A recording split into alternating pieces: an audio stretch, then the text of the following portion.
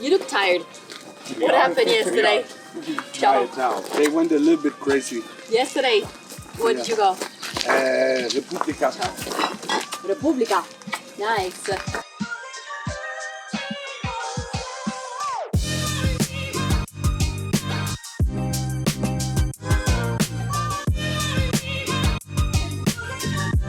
On Sunday we arrived in Alto Piemonte with Lara. How was it? Nice. Really, the family is amazing Nice. people. And, Carlo brought some gorgonzola, so it was perfect. We had a nice barbecue. And yesterday we had a merchandise with Philippe. Cool.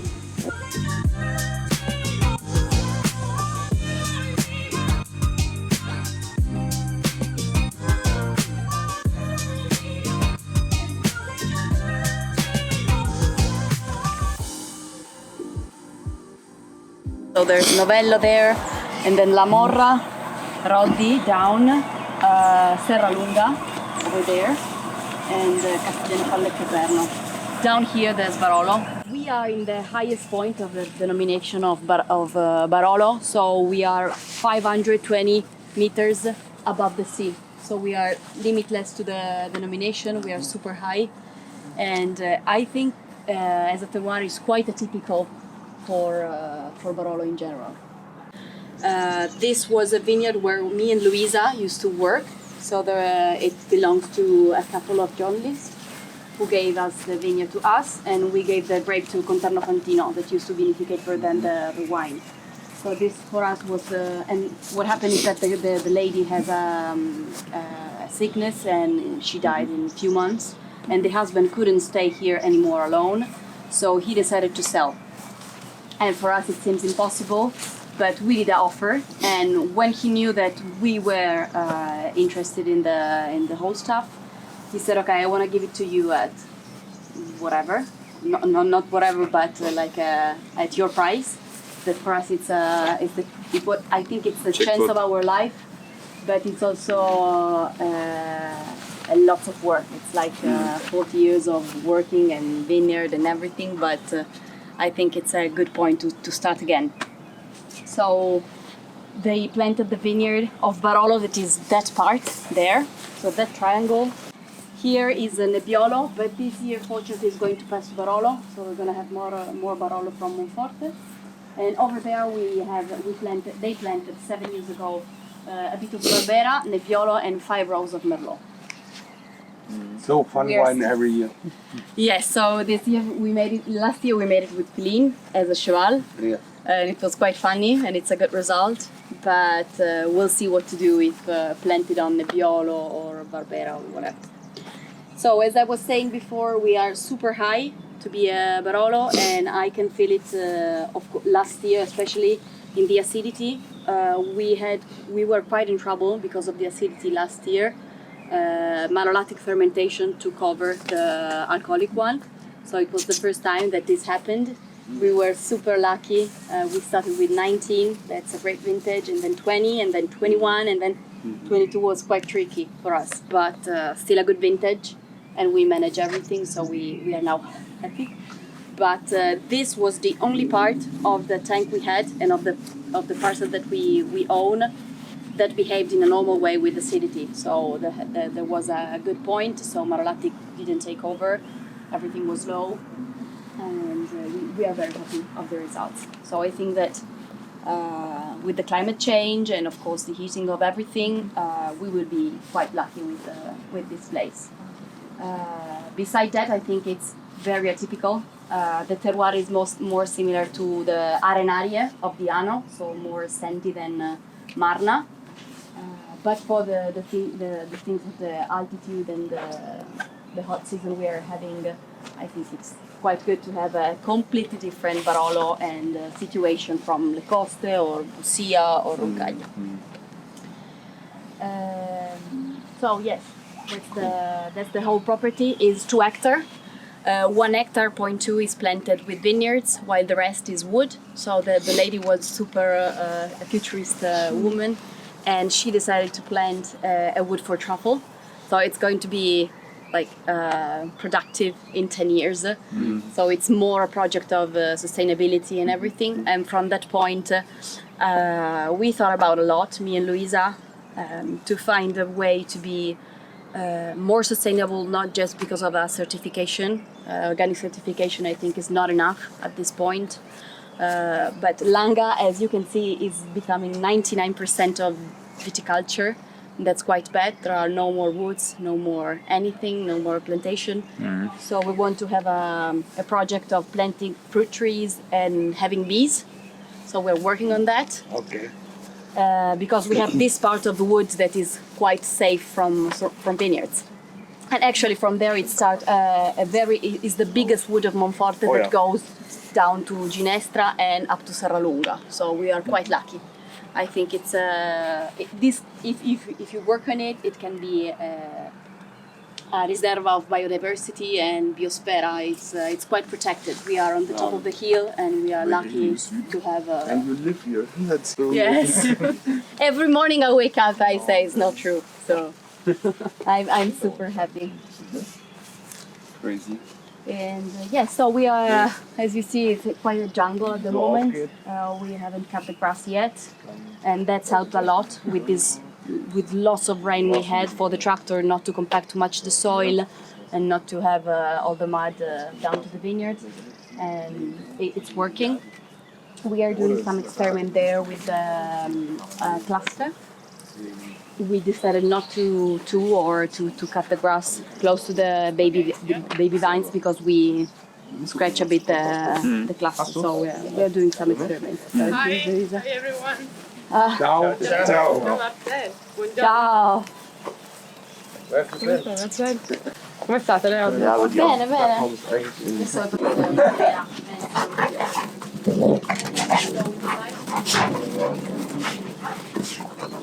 Orca! Orca! Okay. Wir machen jetzt Marcella David. Guck mal, der wieder angefangen, der Bastard. Boah, ihr weißt doch richtig rein, They're always like that. Usually Alles schmeißt rein. Can we bet on them? Like, €10. Können wir den Waffen geben?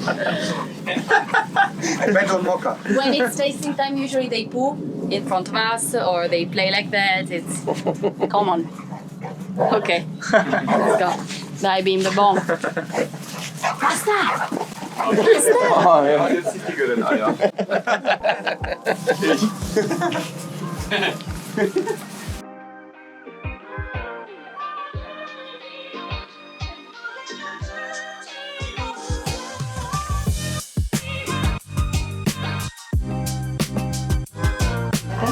The chat was so good. I loved it. I know. I regret a lot. That's Barbera 21. Our wines were bottled in early September, so it's now. You already bottled the 2020? No, we are going to bottle in the middle of August. Okay. Yeah.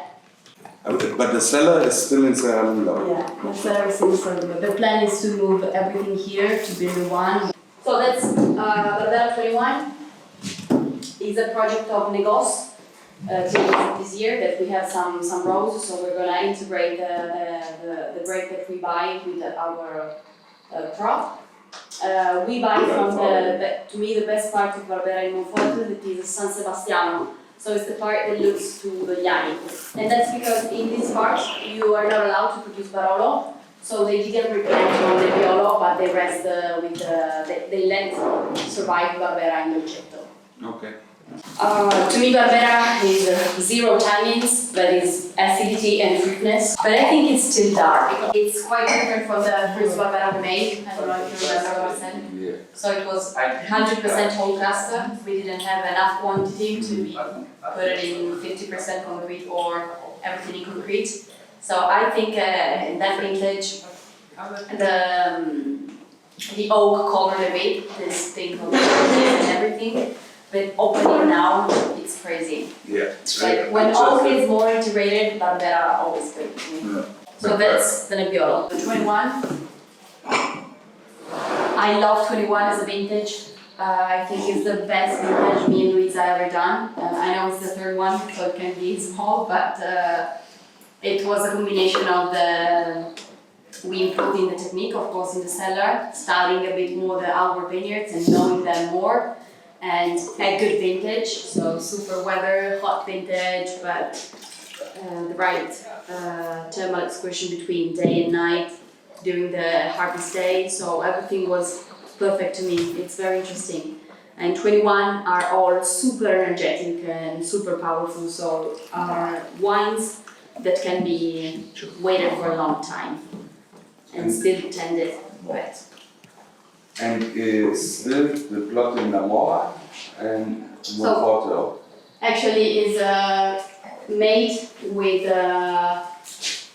60% from Bussia Bobby. So Bussia Bobby is just down there, so quite the same exposure of that is the part that goes into the vineyard of Lin. So it's the beginning, but on the opposite side.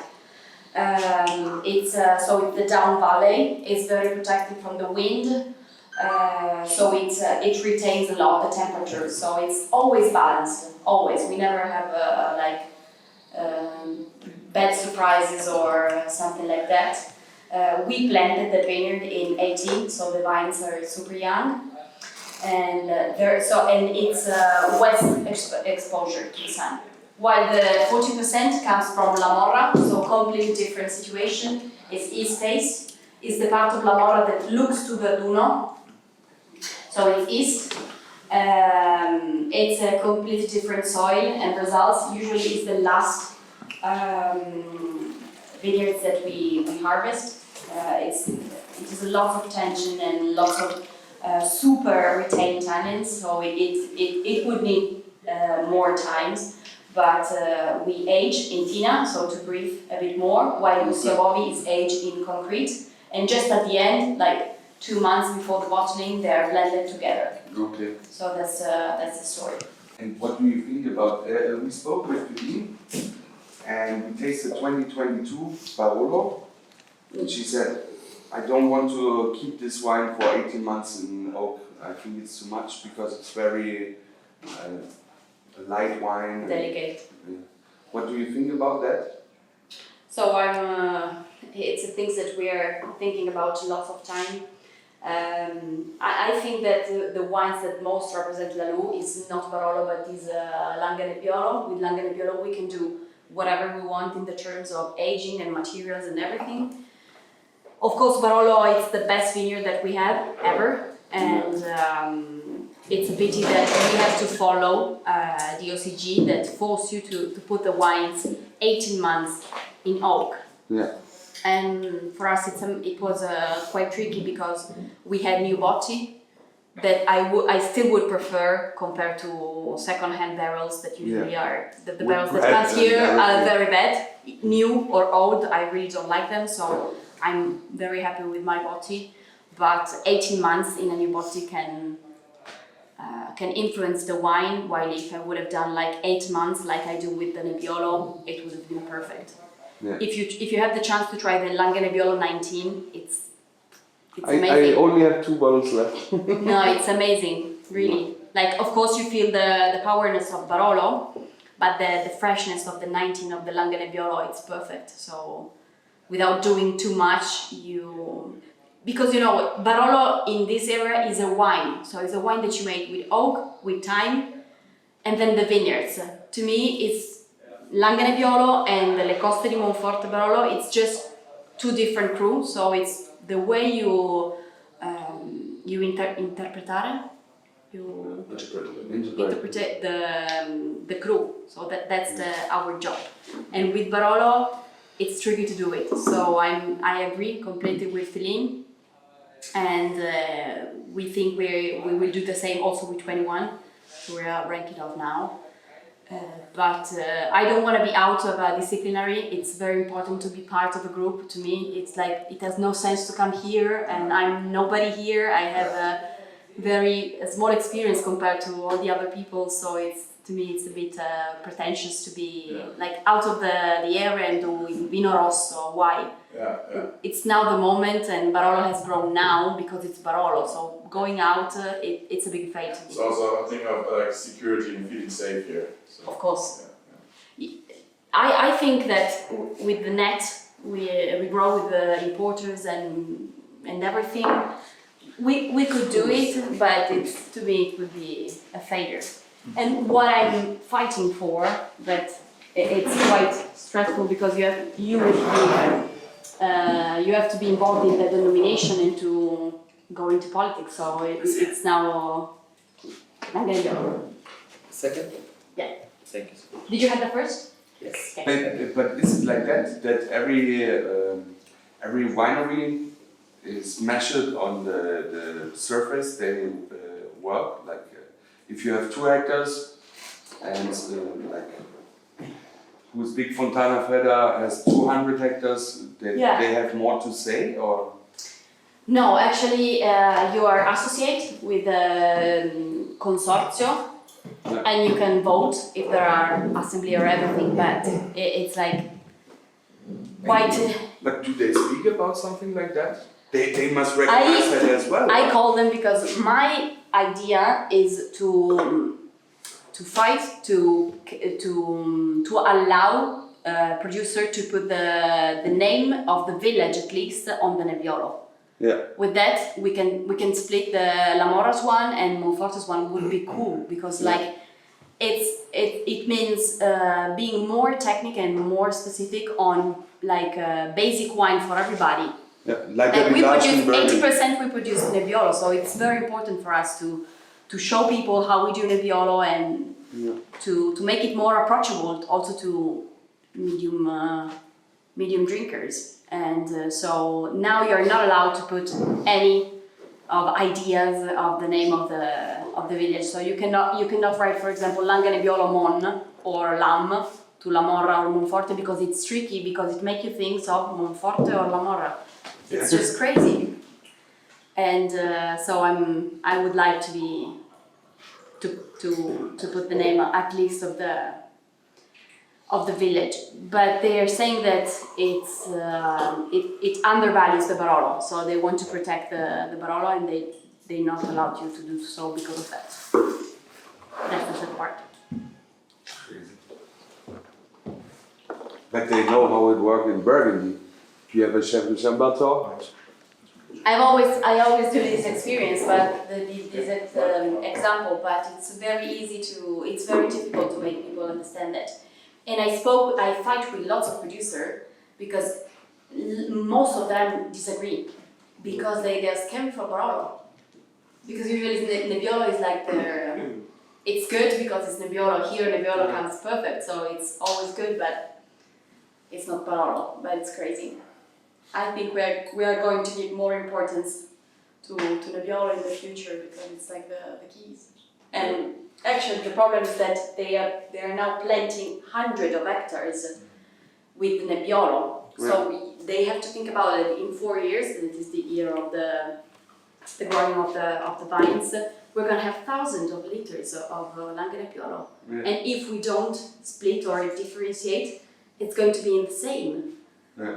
You can find Nebbiolo from Giovanni Rosso for like 300 euros, and you can find the cheap Nebbiolo from 3 euros. So what's in the middle? You have a world. It's stupid to be put it in. So that's Barolo 19. Le coste di Monforte, just a bit of geography because it's easier to understand. Everybody see this, okay?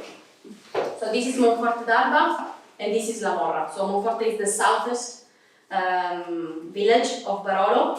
From here, it starts the Alta Langa. Le Coste di Monforte is there, so it's the southest group of Monforte, and it's parallel to the most known crew as Mosconi and Ginestra. So I think because it's positioned close to the Alta Langa, so limitless with the Langa Nebbiolo, it loses the superstructure you get from Ginestra Mosconi. And I think it's the perfect crew for us because we wanted, like, our compromise is always to have a good balance between tannins. Like we are working with Nebbiolo that is the grape with the most elevated quantity of tannins. So it's not going to be a Pinot Noir ever, but you can still work in a good manner. So treat the grape we try to treat the grape as delicate as possible and to touch them as less as possible. So the Barolo, it's easily done with a pump over twice a day, no push down, and then is a submerged cap for a month, so that the things that naturally would fall from the skins are naturally released by the grape and not forced with a pump or everything. So we let for a month the tina like that, and then oak, as you know. And it was quite difficult to find a crew of Barolo rent. You can imagine that we can survive with Barolo, just with Barolo, and it's 2,000 bottles. Just with Nebbiolo and Barbera, we wouldn't be sustainable economically. So to find that it was quite difficult because we just planted La Morra, that is Larga Nebbiolo for the moment. And what happened is that a boy that owns 4 hectares in a unique vineyard of the Costa di Monforte called us because he heard that we were like doing a good diradamento, when you like a green harvest. Yeah. So he called us, okay, would you do this for me? And we didn't know him, but we needed to work, so we said yes. So we went there once in one morning, and then after that he invited us for an aperitivo. Now we know that he's the man of the aperitivo, so he's always at the bar at 12 and at 6. He always there. So it was quite easy. I think after 50 aperitivos, we convinced him to rent a piece of land from his parcel that is 0.3 hectares of his 4. So for us it's a lot, even if for him it's small, but all the person of Monforte were angry with us because they said, okay, it's like 20 years that we try to rent from him vineyards, and he always said great. And so we rent this parcel. Crazy. It's a historic birthplace of Monfortino, Le Coste. Yes, we read and we know that Conterno Giacomo used to buy the grape from this parcel for the Monfortino. So yes, it's Wow. it means a lot, and I'm now recollecting all the bottles that I found of Le Coste. We want to do a tasting. I brought you the wine. Thank you, because I use it for that. But so it's not a super known crew, but to me it's one of the best extraction you can have in Monforte, so I feel very lucky. I have a bottle of 19 Larga Nebbiolo, if you have time to try it. Yes. So that you can see the difference between aging a little bit more. And third was that I studied at the University of Slow Food in Porlenzo. It's gastronomic sciences. Yeah, with Felix Axel. And usually it's seen as a eat and drink university, so it's always like people chat a lot. Yeah. But to me it was the best experience of my life. Of course, I was a stupid high school student and I didn't want to study anymore. So my father begged me and told me, please study whatever you want. I want you to study, and I wanted to do like trip abroad and have a year off and everything.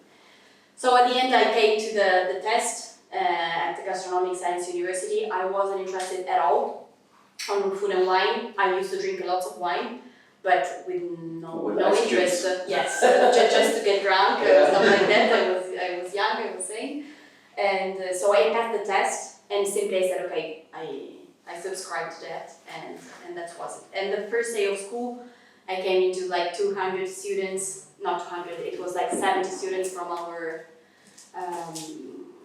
our course, and I decided that I had to sit somewhere, and I saw Luisa, and I saw a place empty close to her, and I said, okay, she seems friendly to me, and so I came close to her, and I said, can I sit here? And from that we became super friends. We shared a house, and we started to share our passion that was growing for wines, so we fall in love with wines, and we were in Bra, so quite close to here.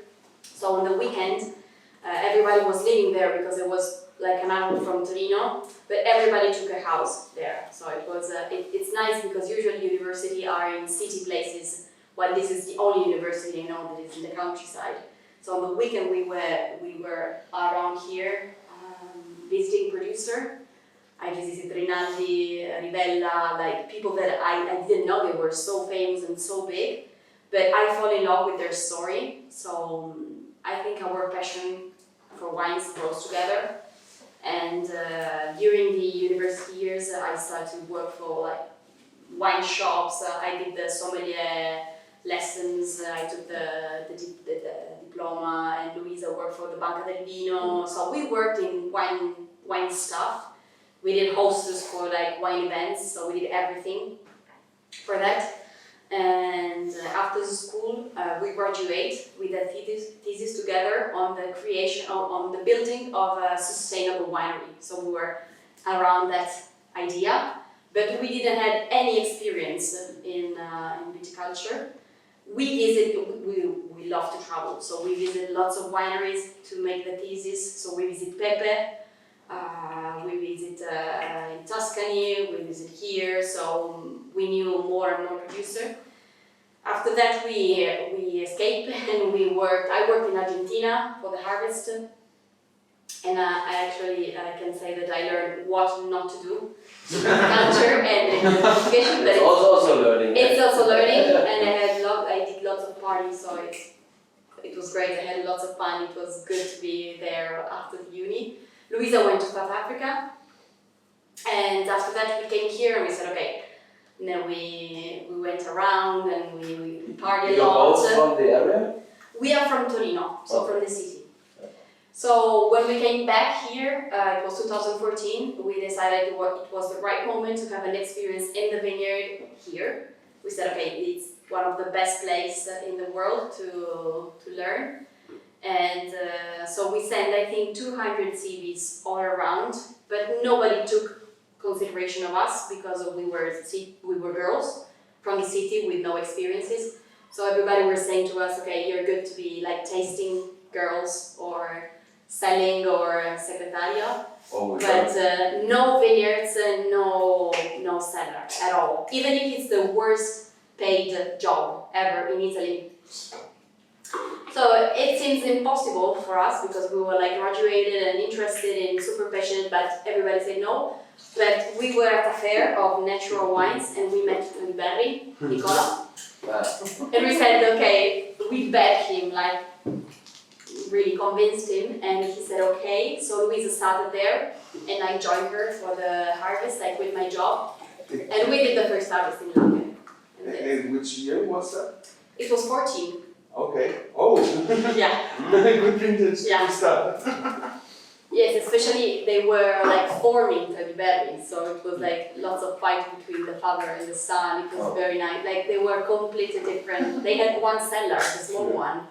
So now that we are seeing them grow so much, it's impossible. But from that point, everything changed because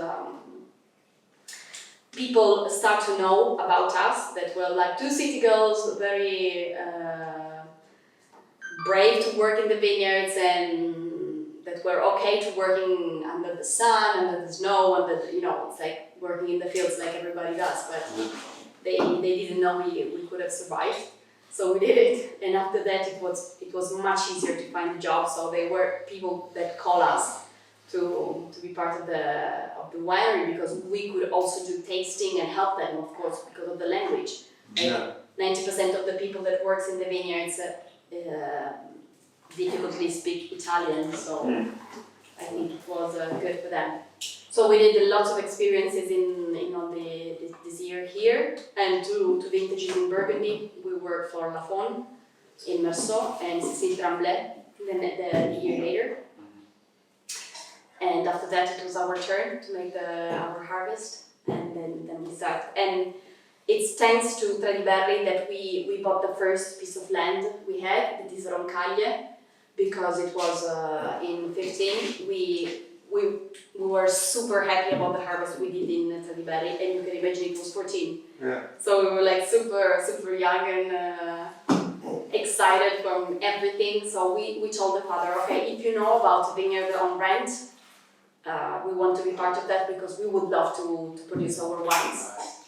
And he told us like 2 months later, okay, there's a vineyard on sale. And I was okay, that's a problem. But he told us that you have to buy it now.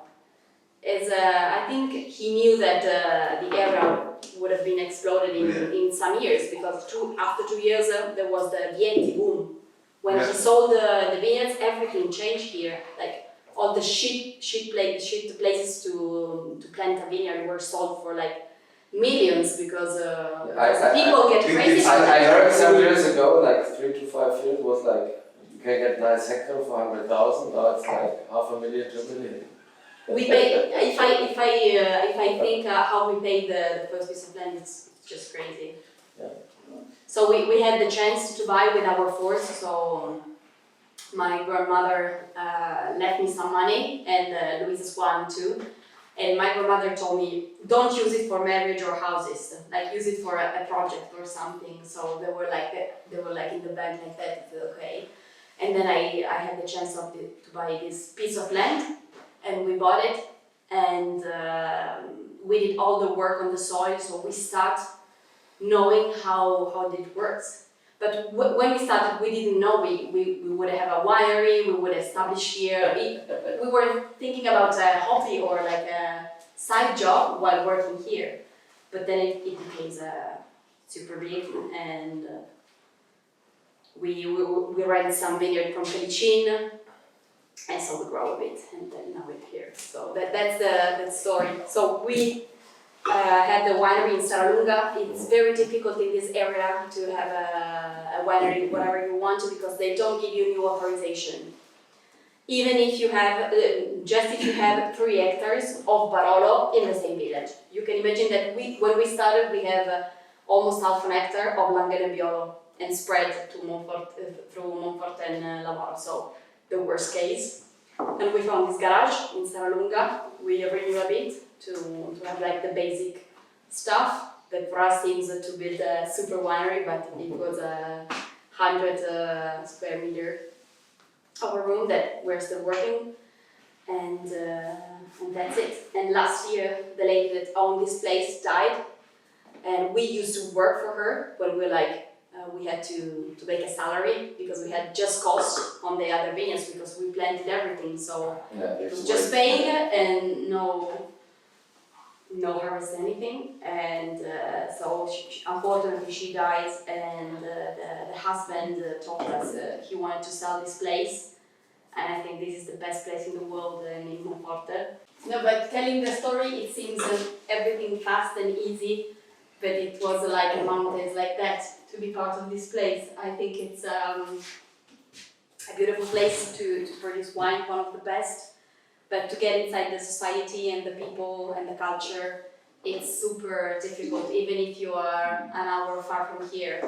So you have to demonstrate Piedmontese people that you know that you want to work and you're determined, because without that, they don't give you any faith. So it's impossible to get inside and to have a decent rent and everything. So I think we beg all the doors, knocking on the doors, to know if they have a vineyard for us. But honestly, it's very impressive for the short period of time what you've done. Yeah. We're talking about 10 years. Yeah, I'm discombobulated too, so I'm still working on that. Crazy.